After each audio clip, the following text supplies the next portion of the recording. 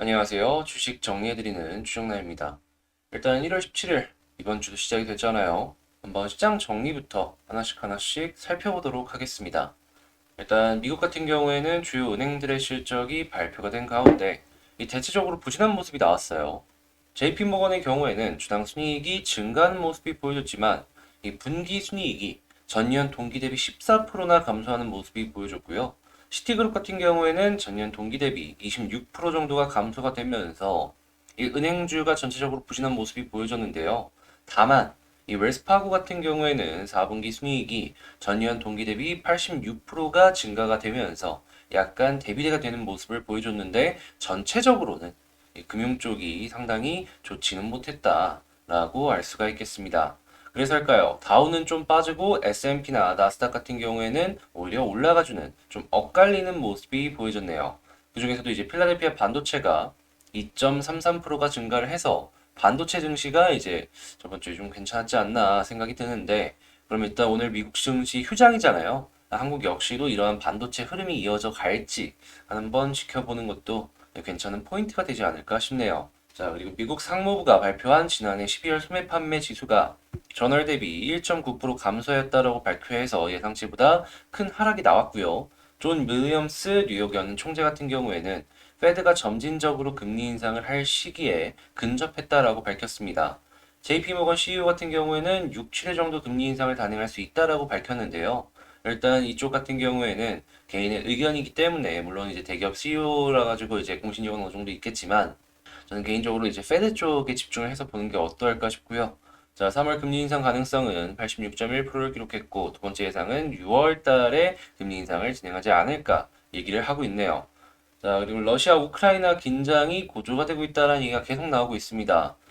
자, 일단 그 잠깐 대화의 창은 완전히 단절을 하는 게 아니라 조금 열어놓은 것이 아닌가라는 얘기들이 했었는데 그냥 결국에는 이 둘의 긴장 관계는 계속되지 않을까. 그럼 당연히 가스값이나 아니면은 러시아 원자재 가격들이 요동을 칠 수밖에 없겠죠. 자, 그리고 WTI 같은 경우는 이에 영향을 받아서 83.82, 2.07달러, 다시 2.07% 상승 마감하였고요. 채권 가격 같은 경우에는 지금 금리 인상 얘기가 계속 나오고 있기 때문에 하락을 하는 모습, 그러니까 채권 수익률 자체가 올라갔다라는 거죠. 자, 그리고 달러는 강세를 보여줬고요. 금 가격은 하락을 보여줬습니다. 자, 그리고 미국 민간 대기업들의 백신 의무화 정책 있잖아요. 뭐 구글이나 여러 대기업들 얘기했던 거. 그게 대법원 판결에서 무효가 나왔다라고 합니다. 일단 그러한 영향으로 인해서 백신 관련 기업들의 실적이 조금 깎이는 것이 아니냐라는 전망들 때문에 이 관련 기업들의 주가가 잠깐 주춤하는 모습이 보여졌는데요. 이런 부분들은 당연히 이제 한국 쪽에서도 악영향으로 받아들일 수가 있기 때문에 어떤 부분이든 영향이 올 거 아니에요. 그거 이제 체크하면 좋겠고 이번에 구겐하임에서 디즈니 투자 의견을 하향했다라는 소식이 들려오는데 여기가 이제 테마파크가 생각했던 것보다 부진하는 모습 보여주는 것 때문에 이런 모습을 보여준다라고 하니까 아마도 디즈니 플러스 쪽으로 얘가 힘을 실지 않을까 싶어요. 한국 쪽에 당연히 이 컨텐츠 제작사들 주목을 받을 가능성이 높으니까 관련들 꼭 한번 체크를 해보면 좋겠죠. 자, 그리고 유가 상승이 공공요금 인상으로 이어진다라는 이야기가 있습니다. 당연히 인플레이션이 늘어난다라는 이야기고, 그럼 이제 금리 인상 시기가 더 빨라지는 모습으로 연결이 될 수 있으니까 유가가 올라가는 것, 요걸 조금 집중해서 볼 필요가 있지 않나 싶고요. 한국 역시도 공공요금이 올라갈 가능성이 높겠다 생각을 하시면서 보시면 되겠습니다. 자, 그리고 중국의 경기 성장률이 4분기 3%대로 주저앉을 것이다라는 우려가 있습니다. 요인이 뭐가 있나 봤더니 1순위가 이 부동산 요인이었어요. 그러니까 부동산 가격이 조금씩 떨어지면서 이 경기 성장률이 침체가 되는 그런 모습으로 연결이 되고 있구나 볼 수가 있겠는데 일단 중국에서 얘기를 하고 있는 것 중에 하나가 이 부동산 대출 완화를 진행을 한다라고 하잖아요. 그리고 이제 뭐 지준율 인하나 여러 가지 시장의 유동성을 공급을 하는 그런 정책을 취할 것이다라고 이야기를 했는데 이건 조금 더 지켜볼 필요가 있지 않을까 이런 생각을 해봅니다. 근데 만약에 부동산 가격이 다시 못 올라와주는 모습이 보여지게 된다면 중국 경기 성장률 자체는 조금 이 저성장의 기조로 조금씩 진입이 되지 않을까 싶고요. 이런 부분은 아무래도 중국 증시 올라갈 때는 안 올라가지만 떨어질 때는 같이 떨어지는 한국계의 입장에서 보았을 때 참 좀 많이 신경을 써갖고 봐야 되는 그런 부분들이 들이지 않을까. 자, 그리고 오스템 사태 이후에 회계법인이 대호황을 이루고 있다라고 해요. 제가 이제 찾아봤는데 많이 못 보긴 했는데, 회계법인을 혹시 자회사로 갖고 있는 이 상장사가 있다면, 그런 회사들 한번 이제 주목을 해서 지켜보면 좋겠고요. 구리 가격이 톤당 10,000달러를 다시 돌파했다라고 합니다. 전선 쪽이 이 구리 가격이 올라가면은 이제 수혜를 받는 회사로 항상 이제 떠오르는 모습을 보여줬는데, 도시형 광산이나 아니면은 전선이나 뭐 여러 가지 이제 구리 관련된 회사들 다시 한번 보면 좋겠고요. 지금 전세 대출 이자가 5%의 눈앞에 두고 있다라고 합니다. 이게 많이 올랐어요. 네, 이제 서민들 입장에서는 안 좋지만 은행들 입장에서는 이자 수익이 늘어나는 것이기 때문에 뭐 나쁠 거 없다. 은행들 혹은 뭐 제2금융권 이런 관련주들이 있잖아요. 아니면 이제 제3금융 지방은행 쪽 여기까지 지켜보면 좋겠네요. 자, 그리고 이재명 그 후보가 강원도를 경제특구로 지정한다라고 하고요. 그리고 남북 철도, 도로 연결을 한다라고 하는데, 일단 도로 연결 같은 경우에는 SOC니까 터널이나 이런 것도 많이 찍을 거 아니에요. 뚫고 할 거 아니에요. 그러면 이 터널 관련으로 해서는 동아지질 이제 터널 쪽에서는 우리나라 대장이죠. 그 이외에도 여러 건설사들, 여기는 이제 계속해서 이제 호황을 잇지 않을까 싶고, 철도 같은 경우에는 뭐 로템이나 이런 쪽 지켜보면 좋을 것 같죠. 그리고 이제 강원도가 경제특구로 지정이 됐기 때문에 강원도에 이제 땅을 갖고 있는 공장을 갖고 있는 기업들 이런 쪽들도 한번 주목을 해보면 좋을 것 같습니다. 자, 그리고 중국, 북한 국경이 열렸다라고 해요. 북한 계속 미사일 쏘더니 이 지원이 빠르게 필요했나 봅니다. 결국에 중국의 지원을 받게 되네요. 자, 그리고 중남미가 스마트업 허브로 떠오르고 있다라고 하는데 지금 이 중남미 쪽에 꾸준하게 투자를 하는 기업이 있다면 지금 당장에 무언가가 나오는 건 없더라고 하더라도 나중에 여기서 무언가가 터질 수도 있으니까 중남미 쪽에 갑자기 뭐 투자를 하고 있다라고 한다면 일단 눈여겨보고 있다가 나중에 야 이거 얘네 이거 했었는데 라고 생각을 하면서 지켜보는 것도 중요한 재밌는 포인트가 되지 않을까 싶네요. 자, 오늘 아까 말씀드렸다시피 미국 증시는 휴장을 하고요. 내일 이제 LG 에너지 솔루션 공모청약이 시작이 됩니다. 야, 여기서 이제 돈을 하도 많이 끌어모으다 보니까 좀 이제 가야 되는 종목들이 못 가는 모습들이 많이 보여지곤 했는데 드디어 이제 공모청약이 시작이 되고 곧 정상화가 될 것이다라고 보여지겠네요.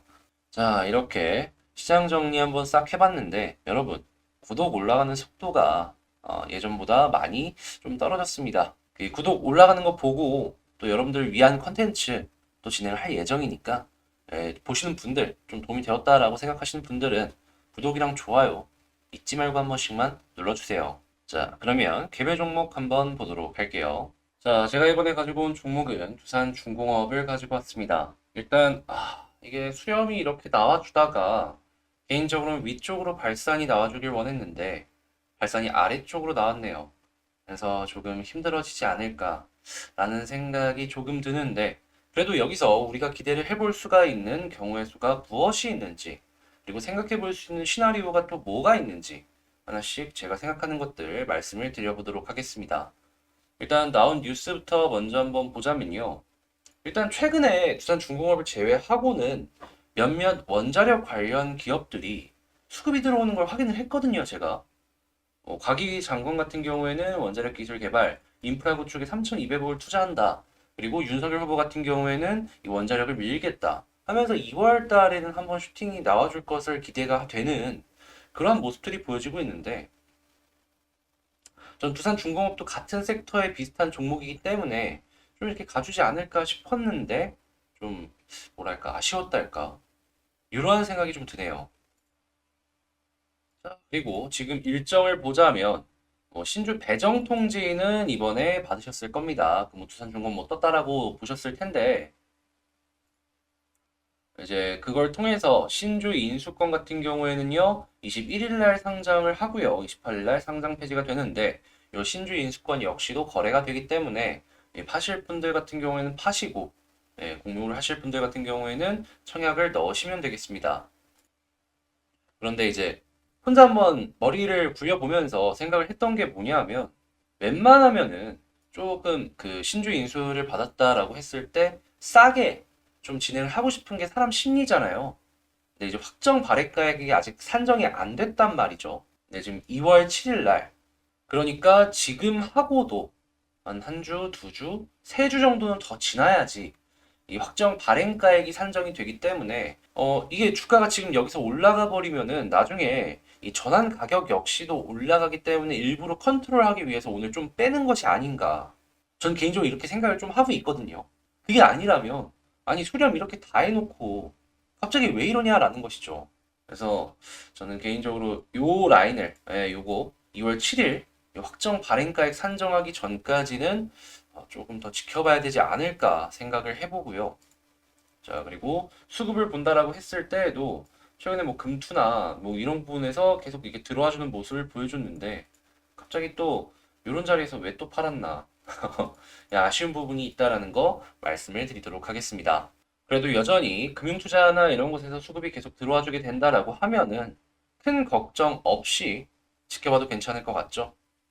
거기에 외국인 수급까지도 빨간불이 켜지게 된다면 금상첨화고 말이죠. 어떻게 보면은 이거 수급 12일 날 요때 많이 사갖고 요때 판 거나 마찬가지인데 아마 다른 외국인이었을 겁니다. 그래도 여기서 이제 들고 있는 사람이 있다라고 하더라도 그냥 전체적으로 빨간불 들어오면 좋은 거니까. 그래서 이 둘 빨간불로 언제 바뀌어질지 한번 보시도록 하고요. 자, 그러면 이번에는 차트를 한번 보도록 하겠습니다.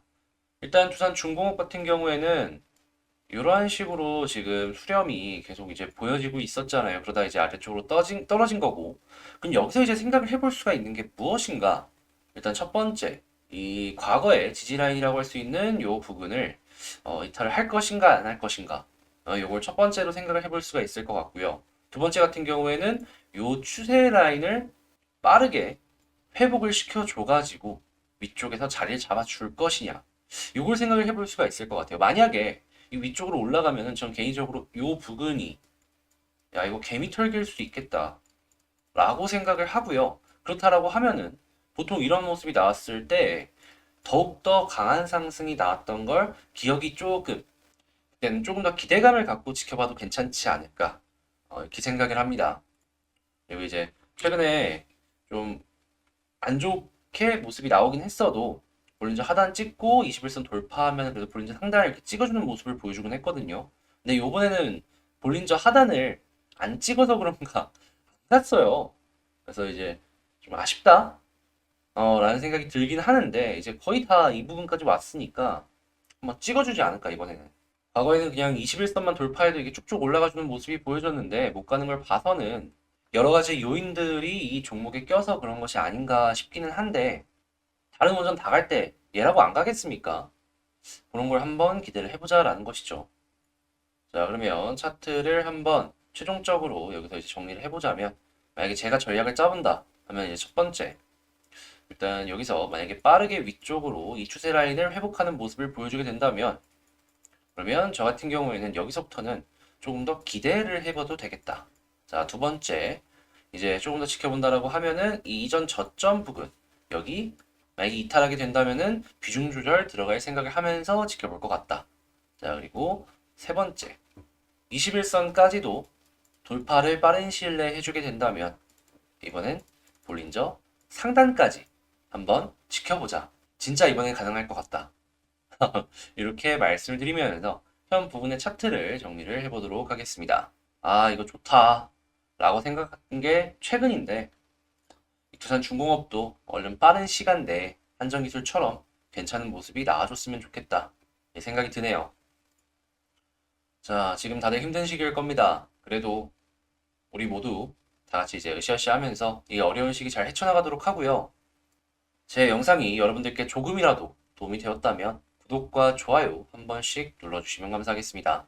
그리고 이제 멤버십 관련해가지고 이제 문의 주신 분들이 있어서 간단하게 설명을 드리자면 같이 공부할 수 있는 종목들 혹은 이제 종목을 컨택하는 데 있어가지고 조금 어려움을 겪는다 라고 하시는 분들 그런 분들을 위해서 같이 공부하자라는 개념으로 종목 설명이나 이런 것들을 조금씩 조금씩 같이 드리면서 보고 있으니까 그런 거 관심 있다 라고 생각하시는 분들 같은 경우에는 한번 고민을 해보시면 좋을 것 같습니다. 그러면 저는 다음에 더 좋은 영상으로 다시 찾아뵙도록 할게요. 이상 주식 정리해드리는 주정남이었습니다. 감사합니다.